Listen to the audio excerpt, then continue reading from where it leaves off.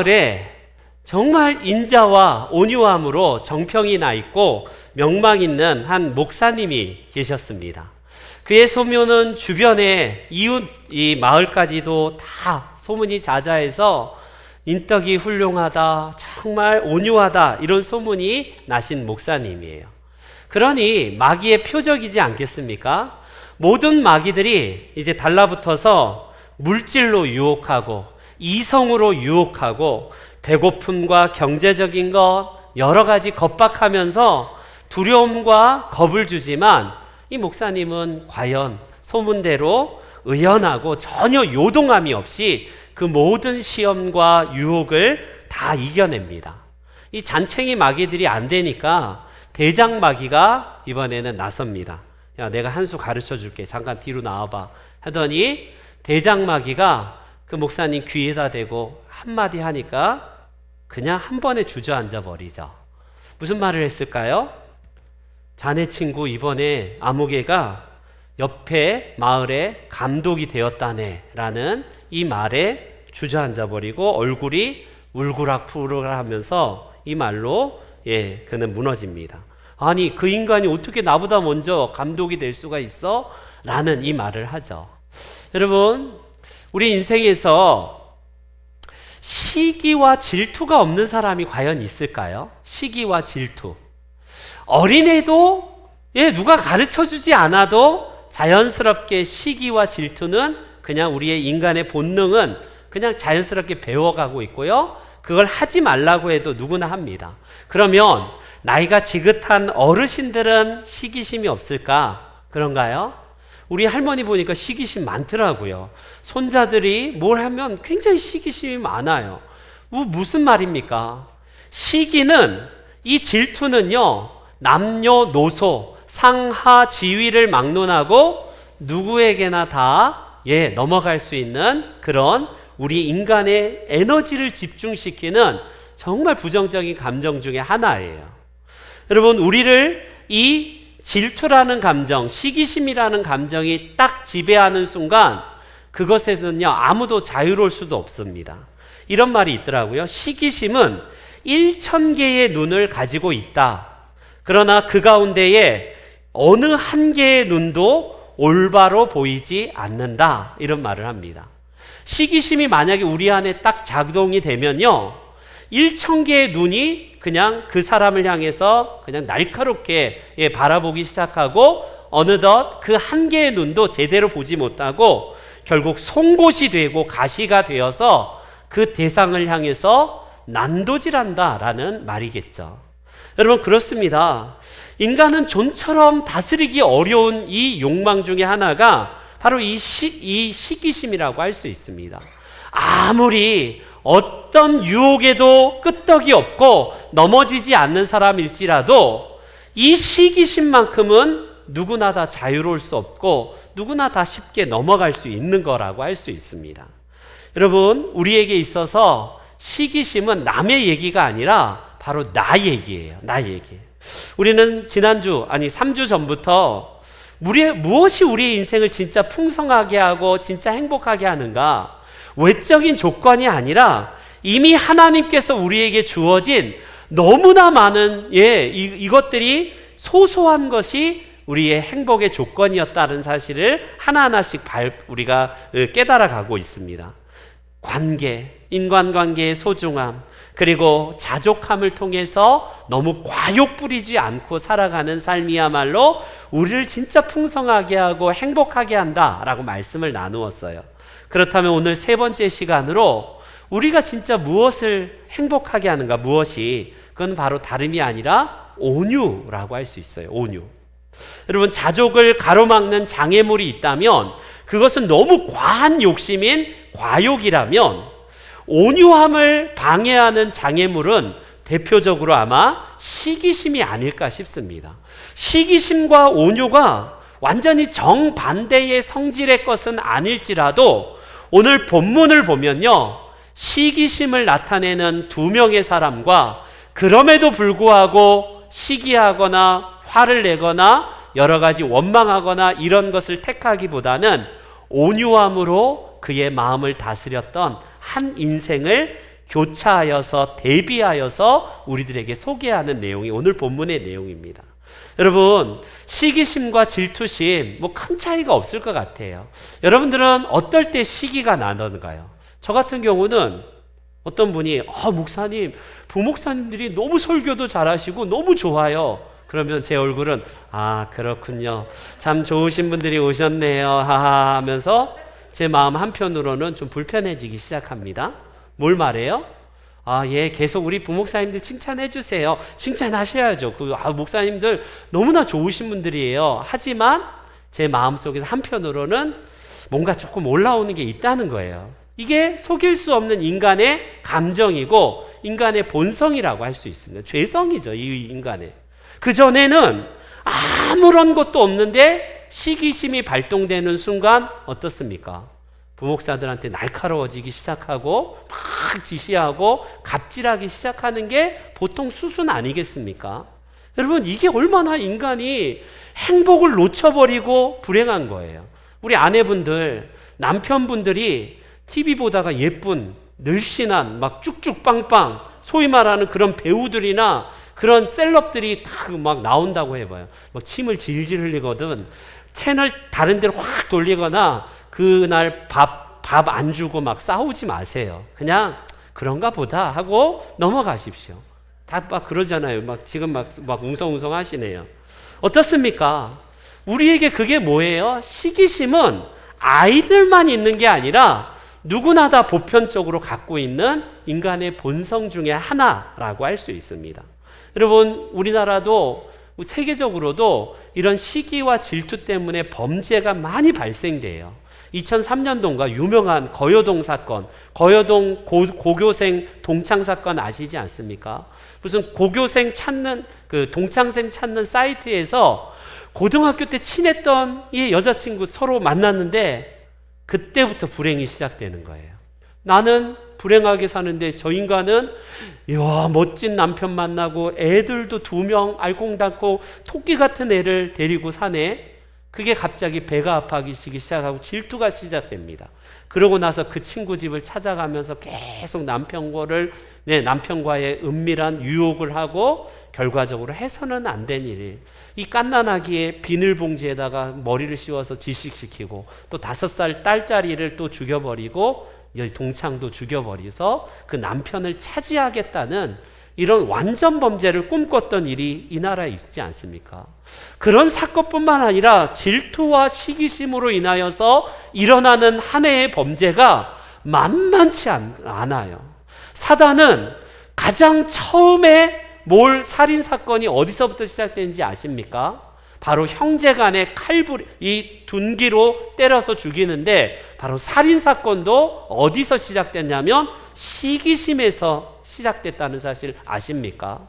그것도 이 형이 동생 아벨과의 관계에서 예배의 문제로 결과적으로 여러분 살인사건이 났다는 것이 인류의 시작이었고, 지금도 사단은 그 전략을 끊임없이 우리에게 계속해서 공격해 오고 있다라는 사실입니다. 우리 속담에 여러분 사촌이 땅을 사면 뭐가 아프다? 배가 아프다.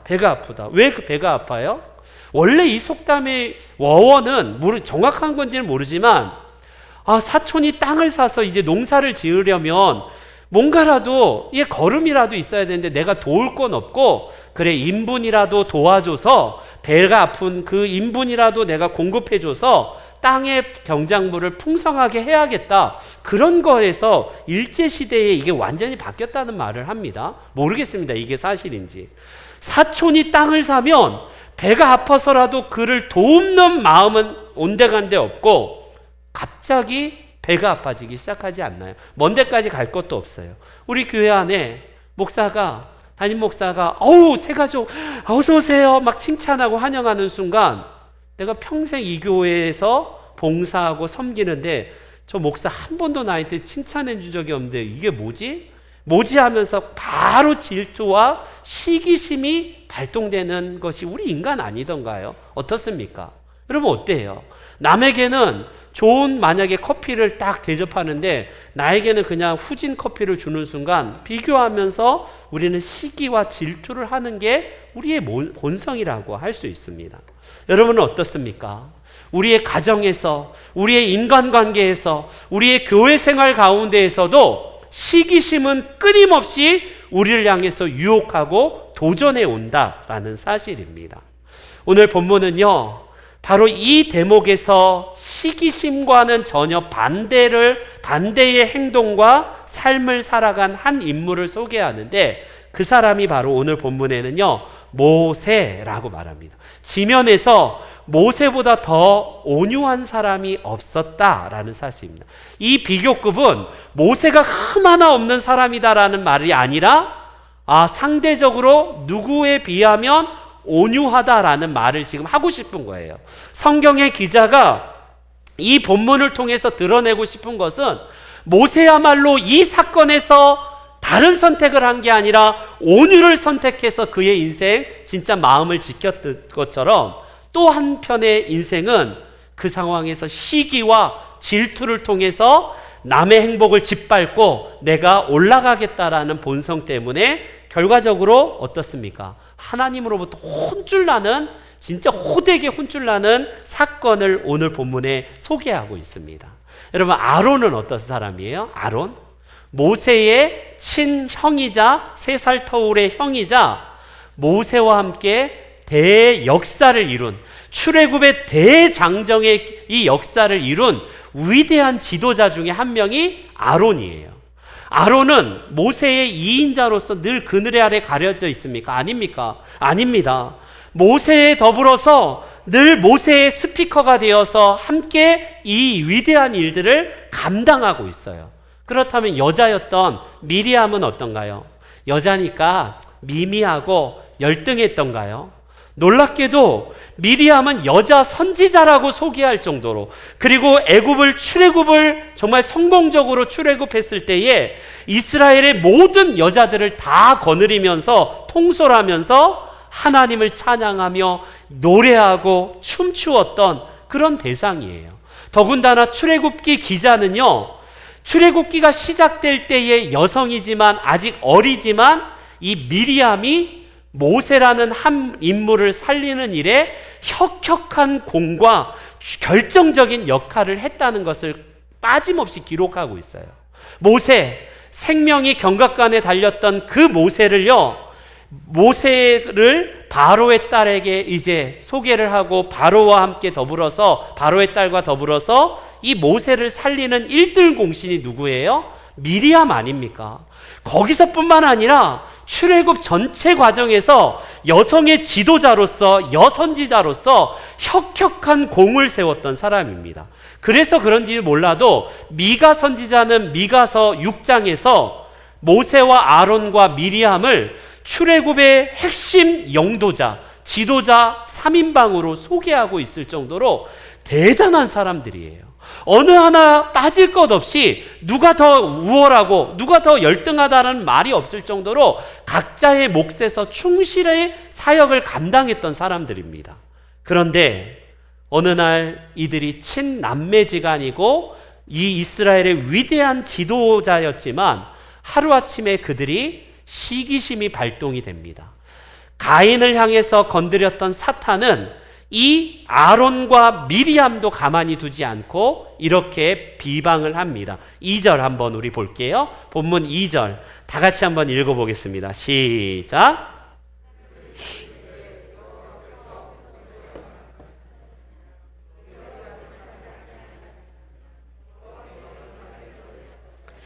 여호와께서, 하나님께서 모세만, 이거예요. 지금 누구만 보냐면 시기심이 발동하면 1000개의 눈이 모세를 향해서 질투가 이제 가시가 되어서, 송곳이 되어서 완전히 헐뜯는 겁니다.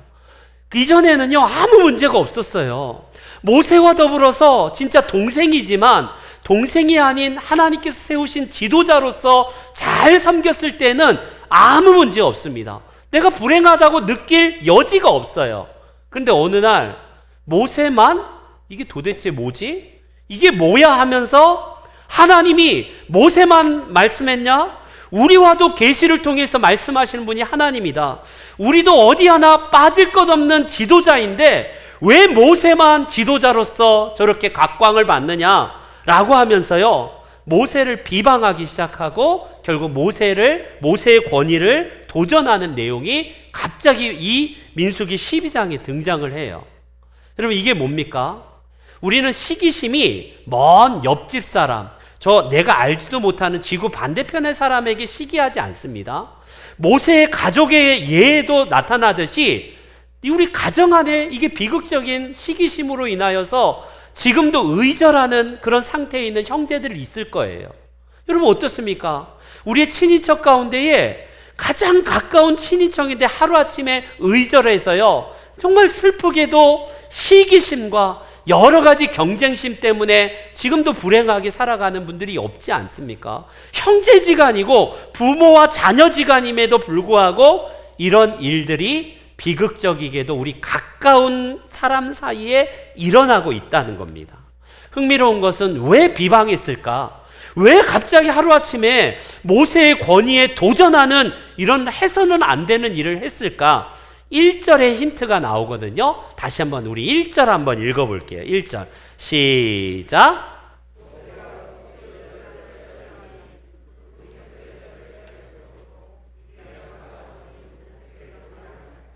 쉽게 말하면 모세의 재혼 문제 때문에 이 사건이 발달이 되고 이 사단이 납니다. 모세가 왜 재혼했을까? 십보라가 아마 죽었을 가능성을 학자들은 제기합니다. 모르겠어요. 성경은 모세가 십보라가 죽은 후에 에티오피아 여인, 구스 여인과 결혼했다 이런 말은 없지만 많은 경우에 이제 출애굽 과정에 쭉 시간이 지나면서 십보라가 최소한 아버지 장인집으로 돌아갔거나 너무 오랜 세월 동안, 아니면 십보라가 죽은 다음에 재혼을 했는데 문제는 뭐냐? 왜 하필 재혼했는데 구스 여인이냐? 이것 때문에 지금 문제 삼았다는 거예요. 구스 여인은 우리가 구스 여인이 뭐 히브리 여인은 아니지만 구스가 뭐 어때서, 구스 여인은 쉽게 말하면 오늘날의 에티오피아 여자예요. 달리 말하면 흑인 여성입니다. 흑인 여성. 여러분, 이 문제를 가지고 몇몇 학자들은요, 이것 때문에 그렇다. 바로 검은 피부를 문제 삼아서 지금 미리암과 아론이 지금 이 문제를 제기했고, 왜 히브리 사람이 아닌 저 검은 여자, 흑인과 결혼을 하느냐, 이것 때문에 결과적으로 나중에 하나님께서 형벌을 내리실 때에 봐라, 그래 네가 그렇게 깨끗하고 희냐? 네 피부는 그렇게 희냐?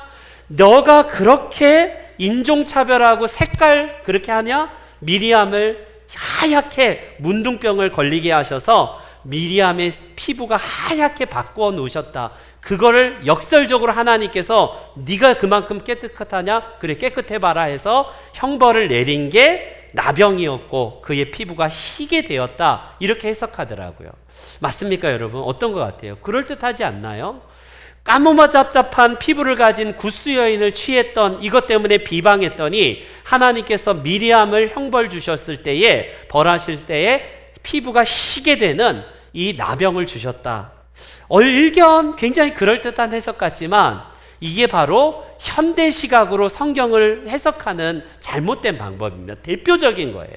여러분, 우리가 잘 알듯이 피부 색깔 때문에 인종차별의 문제는 근대에 들어와서 서양인 중심, 유럽의 중심에서 나오는 것이지, 구약시대부터 피부 색깔이 흑인이냐 백인이냐 황인종이냐 이것 때문에 막 갈등이 일어났고 그렇습니까?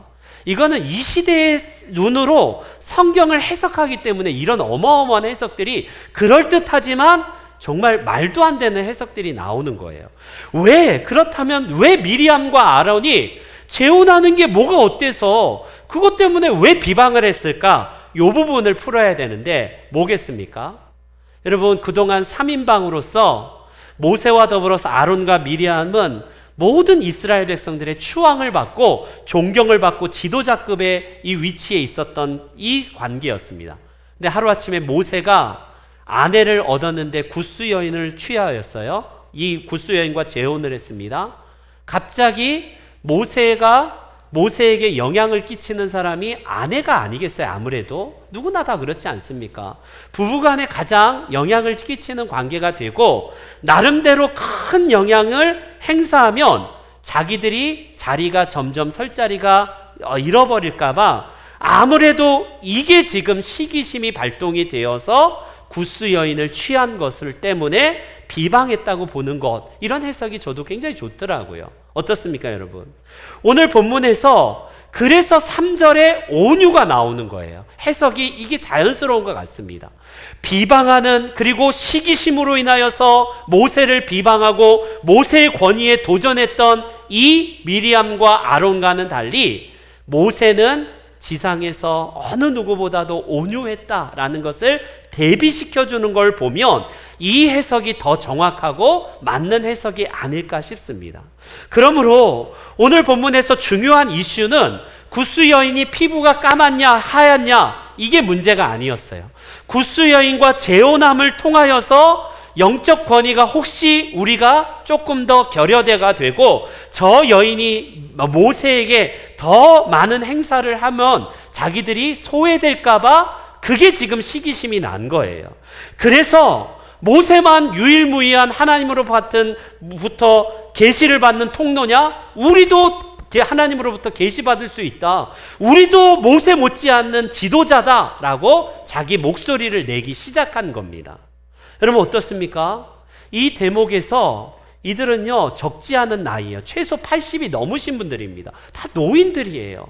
하다못해 미리암의 나이는 우리가 알 수 없지만 미리암이 가장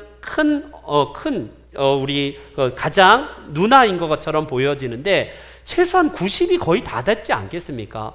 아론이 3살이면 그 이상이면 최소 85세 중반을 넘은 나이에 이런 이들이 시기하고 질투하고 우월감과 경쟁심을 가졌던 게 뭘 반증하는 거예요? 누구나 다 자유로울 수 없다는 겁니다. 시기심에서 자유로울 수 있는 사람은 아무도 없다는 것을 반증하는 겁니다. 여러분 그렇기 때문에 시기심은요 우리의 삶에 굉장히 삶의 질을 저하시켜요.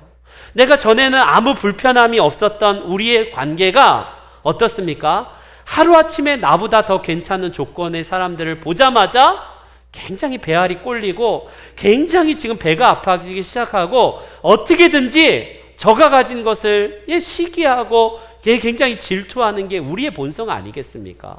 이거는 인류의 역사 가운데 가인 이후에 계속된 우리의 인간의 본성입니다. 사울 왕은 어때요?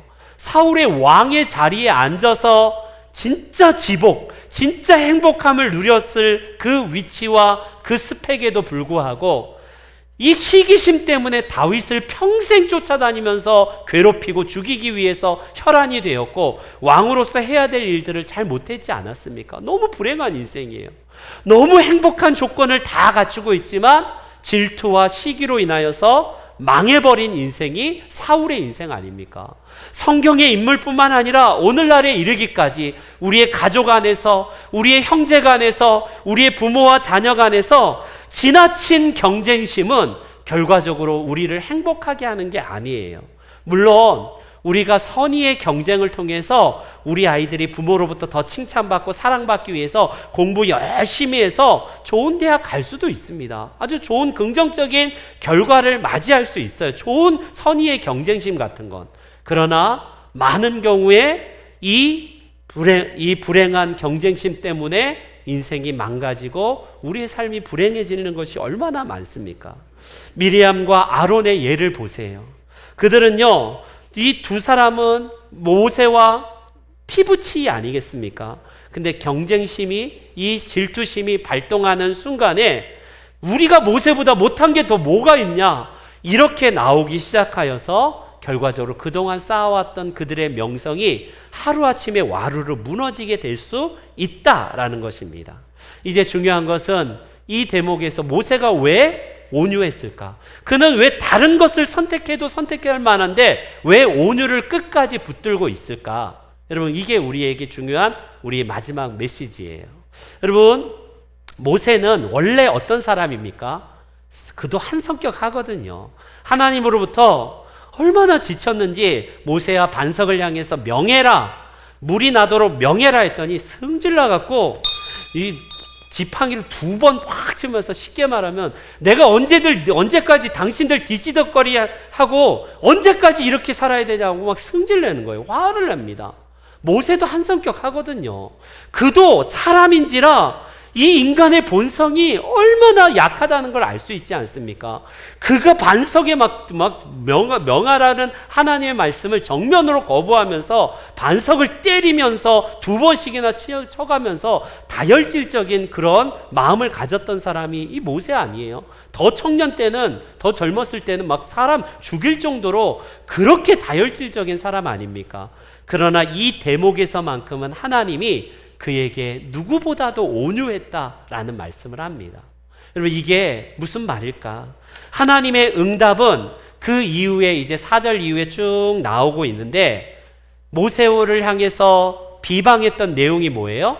모세만 뛰어난 지도자냐? 모세만 하나님으로부터 계시를 받느냐? 우리도 받는다. 어쩔래? 이렇게 나왔는데 하나님이 한 번에 정리해 주십니다. 모세만 나와 얘기해. 니들 얘기 안 해. 하나님이 이렇게 말씀하시네요. 에? 하나님이 다른 선지자들, 아론이나 미리암을 비롯해서 다른 선지자들은 꿈이나 계시를 통해서 간접적으로 하나님의 뜻을 전달하지만, 모세는 내가 직접 대면해서 내가 그에게 나의 뜻을 전달하는 도구야. 이게 하나님의 정답입니다. 그 말에 여러분 다 정리가 되지 않나요? 아마 모세는 왜 온유함을 지킬 수 있었을까? 하나님이 이 일에도 얼마든지 개입하셔서 정리하시겠다라는 온유한 마음을 가지고 있었기 때문에 그렇습니다. 여러분, 여기에 진짜 중요한 교훈이 있어요. 우리가 누군가를 향해서 시기심이 날 때마다 중요하게 여겨야 될 것은, 저를 한번 따라해 주세요. 고개를 끄덕이면서, 다 같이 고개를 끄덕이면서 그렇구나, 그렇구나. 시작. 그렇구나, 그렇구나. 꼭 기억하십시오. 그렇구나. 여러분, 모세를 하나님께서 손을 들어주고 아론과 미리암을 그냥 완전히 완패시키는 이유가 모세가 뛰어나고 대단해서입니까? 아니요. 이 말은 내가 모세와만 말씀한다는 것은요, 모세를 편애한다는 말씀보다는 질서예요. 질서. 내가 모세를 사용하는 방법과 너희들과 사용하는 방법이 다르다, 이거예요. 어떤 분은 그렇습니다. 아니, 목사님 왜 꼭 목사들만 설교해야 됩니까? 우리 평신도도 평신도이지만 설교 가능하지 않나요? 이렇게 물어보시는 분도 있어요. 유튜브 같은 데 보세요. 목사들만 설교하는 거는 이건 패착이다, 이건 잘못된 거다, 이렇게 주장하는 사람들이 가끔씩 툭툭 튀어나옵니다. 그런 분들 보면 진짜 설교하고 싶은 분들이거나 아니면 지방교회, 워치만리, 위트니스리를 비롯해서 누구나 다 제도가 없어야 된다, 교회는 직분 자체가 없는 데다 해서 침례교회 한 분파인 지방교회, 형제교회라고 하는데 그곳에서 주장하는 바예요. 누구나 다 묵상하면서 은혜 받으면 누구나 다 마음껏 설교가 가능한 곳이 지방교회이자 위트니스리, 워치만리 계열의 그런 곳이거든요. 맞습니다. 저도 여러분들이 누구나 다 설교 가능해요. 누구나 다 이 제단에 올라와서 함부로 어디로 올라와 목사만 올라야지, 저는 그렇게 말하지 않습니다. 누구나 다 자유스럽게 올라와서 성도님들에게 은혜를 끼치고 설교할 수 있지만 하나님은 질서의 하나님이에요. 아무래도 신학을 전공하고 신학을 통해서 전문적으로 공부하고 연구한 목사에게 이 직분을 맡김을 통해서 교회가 질서가 잡히고 하나님께서 사용하시는 방법이 다를 뿐이에요. 여러분, 그렇기 때문에 우리가 아니 왜 목사님만, 왜 장로님만 이런 이야기를 할 때마다 어떻게 하냐면 하나님이 사용하시는 방법이 다를 뿐이지 이거는 차별이 아니라 구별이구나. 여러분 어때요?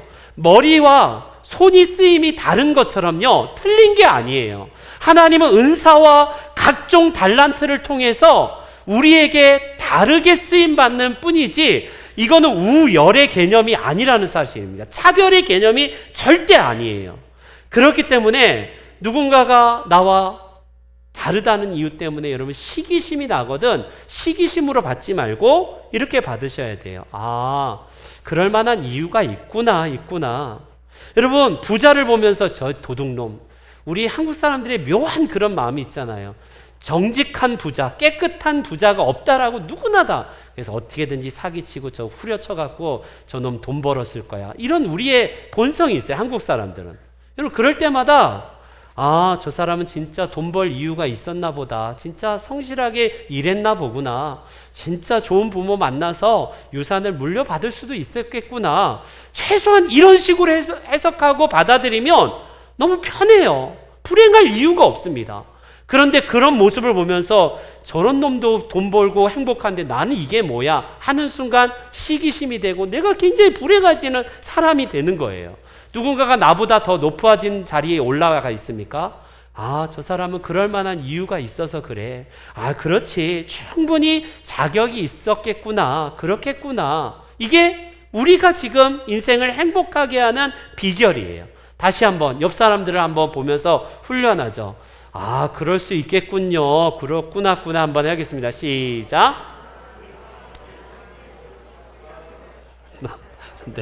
네, 잘하셨습니다. 훈련하셔야 돼요. 여러분, 상대방을 진짜 높여주고 온유하기 위해서는요, 시기심이 있더라도 조금 참으시고, 그렇구나, 그렇겠구나, 그럴 수도 있겠구나, 아, 그렇구나. 여러분, 꼭 기억하십시오. 이 모세는요, 바로 그거예요. 이 누나, 그리고 형이 나한테 어떻게 그럴 수 있어? 니들이 나한테 도전해? 아나 엿이나 먹으라 해갖고 복수할 수 있는 그 위치이지만 모세는 끝까지 온유해요.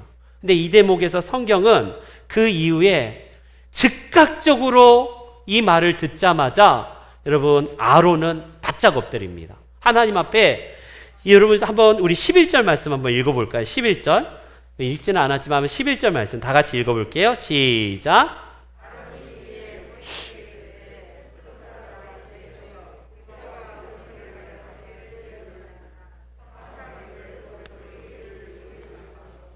그는요, 잘못을 즉각적으로 깨닫습니다. 아, 그렇지. 맞아. 하나님이 사용하시는 모세가 사용 방법이 다르고 우리를 향한 사용 방법이 다를 뿐이구나 하면서 즉각적으로 회개하고 용서를 구합니다. 우리를 불쌍히 여겨주시고 우리가 죄 지었다는 사실을 바로 깨달았어요. 이게 죄였구나라는 사실을 깨닫습니다. 그런데 미리암은 어떤 단서가 없이 바로 그냥 나병이 걸립니다. 왜 여자를 차별하느냐? 왜 똑같이 미리암과 아론이 비방했는데 여자인 미리암만 벌을 받을 수 있느냐? 이렇게 따지는 여성 신학자들이 있어요. 이건 다 남성 중심의 성경 중심이기 때문에 이런 게 나온다. 여러분, 왜 이렇게 피해의식이 많은지 모르겠어요. 잘 모르겠지만 저도 왜 미리암만 나병이 걸렸는지 잘 모르겠습니다. 근데 미리암이 주로 앞에 이름이 나오는 걸 보면 아무래도 주도적으로 더 공격적으로 모세를 비방한 듯이 보여요. 엄마의 마음으로 막내 동생인 이 미리암을 향해서 측은한 마음으로 같이 사역을 도왔던 이 미리암이 하루아침에 여러분 이 질투의 화신이 되어서 여성이 한을 품고 질투를 품으면 무섭잖아요. 그래서 그런지 몰라도 미리암에게는 여러분 결국 나병이 걸리는 형벌이 받게 되고 7일 동안 결국 격리됩니다. 근데 이 대목에서 우리 성경은요, 모세가 하나님 앞에 간곡하게 중보기도하기를 이들을 고쳐달라고, 하나님 은혜 베풀어 달라고 하나님 앞에 기도하고 있는 내용이에요. 이게 모세의 온유라는 겁니다. 여러분들 이제 말씀의 정리를 맺을게요. 여러분들의 남편이 그냥 늘씬한 아가씨들을 침 흘리고 보고 있으면요, 채널 확 돌리지 마시고 여러분 더 맛있는 거 갖다 주세요. 여보, 당신은 건강한 남자야. 참 건강해. 칭찬해주고 인정해주세요. 그냥 여러분 질투할 이유가 없어요. 그 밤에 막 같이 부부싸움 하기보다는 여러분 온유하십시오. 기도해 주십시오. 이게 바로 모세가 선택한 방법이에요. 이게 우리의 삶을 행복하게 하는 비결입니다. 교회 안에서 나보다 누군가를 더 칭찬하고 더 높여주고 더 인정합니까? 갑자기 배가 막 아파지기 시작하지 마시고, 그래, 그렇지, 그렇구나. 저 사람은 지금 인정받아야 될 때이구나. 그래, 나보다 더 지금 인정이 필요한 때이구나. 이렇게 받아들이면 시험에 들 일도 없고 뭐 상처 받을 일도 없어요. 그런데 우리의 시기심이 끊임없이 발동되면 천 개의 눈이 제대로 여러분 볼 수 있는 눈이 없고 그 사람뿐만 아니라 나도 죽는 거예요. 나도 죽는 겁니다. 바로 이겁니다. 오늘 저와 여러분들에게 인간적인 대응책이나 인간적인 방법으로 모세가 이전에 막 그 혈기가 넘치고 다혈질적인 그런 반응으로 하지 아니하고 하나님께 맡겼을 때에 하나님이 하나하나 다 정리해 주지 않습니까? 이게 우리 하나님의 때를 기다리는 온유한 모세의 인생 사용법 아니겠어요? 바로 그렇습니다. 여러분, 인간적으로 우리가 얼마든지 시기심이 나오면요, 복수 이상으로 막 무서운 음모를 꾸미는 게 우리예요. 그렇게 할 용기를 못 가졌을 뿐이지 우리의 마음은 1000번도 100번도 더 살인을 저지르고 있지 않나요? 이게 시기심의 무서움입니다. 무서움이에요. 그런데 모세는 자기를 시기하고 자기에게 중상모략하고 비방했던 이 미리암과 아론을 향해서 어떻게 합니까? 끝까지 관용하며 인내하면서 그들을 향해서 중보기도까지 하면서 하나님 앞에 이들의 치유를 위해서 기도하고 있습니다. 여러분 주변에 누군가가 나를 진짜 험담하고 진짜 디스하는 인간들이 있어요? 있습니다. 누군가가 내 앞에서는 살랑살랑거리는데 뒤에서는 말할 수 없는 참담한 이야기들을 하고 다니는 인간들이 있을 겁니다. 하나 이상은. 우리 주변에 직장이 될 수 있고 우리 교회 안일 수도 있고요. 우리 주변에 누군가 가장 가까운 친구가 그 짓을 하고 있을지도 모르겠어요. 예수님이 여러분 뒤통수 맞았던 게 가룟 유다에서 결국 어려움을 겪지 않습니까? 마찬가지예요. 그럴 때 모세처럼요, 하나님께 맡기십시오. 하나님이 하나하나 때가 되면 다 교통정리해주고 내가 나를 드러내는 막 그런 걸 하지 않아도 하나님께서 겸손하면 다 올려주시고 다 높여주십니다. 이게 모세의 온유의 방법이고 결국 그를 행복하게 사역했던 방법 중에 하나입니다. 누구나 다 시기심에서 자유로울 수 없지만 내가 혹시 시기심을 받는 대상이 되어서 어려울 때도 모세처럼 끝까지 온유하면서 그들을 위해서 기도했던 이런 모세의 모습과 같이 욥이 끝까지 친구들을 향해서 복수하지 아니하고 그들을 향해서 끝까지 기도했을 때에 하나님께서 이전보다 갑절의 은혜를 주셨던 것처럼 저와 여러분들에게도 진짜 행복하기 위해서 내 인생 행복의 조건인 하나님께서 주신 온유한 마음을 붙들면서 우리 인생 진짜 행복하게 살아가시는 우리 모든 성도님들 되시기를 주의 이름으로 축원합니다. 아멘. 다 같이 일어나셔서